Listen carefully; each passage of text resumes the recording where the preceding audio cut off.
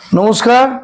আমি দেখছি মন্দির মসজিদ বা যেখানেই যাচ্ছে মানুষজন, বিশেষ করে বেলুড় মঠে গেছি, দক্ষিণেশ্বর মন্দিরে গেছি, ইস্কন মন্দিরে গেছি, ভারত সেবা সংঘ গেছি, যে মন্দিরে যাই না কেন সেখানে দেখি সবাই ঘোরার জন্যে বা হাসাহাসি সেলফি তুলতেই ব্যস্ত হয়ে যায়।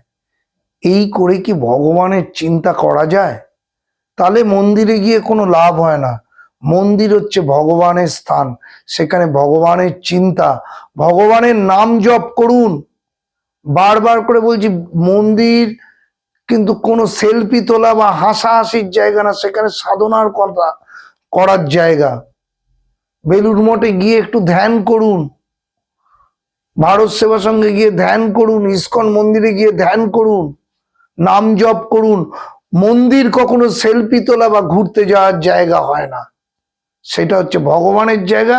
সেখানে বসে জপ করুন, ভগবানের নাম করুন।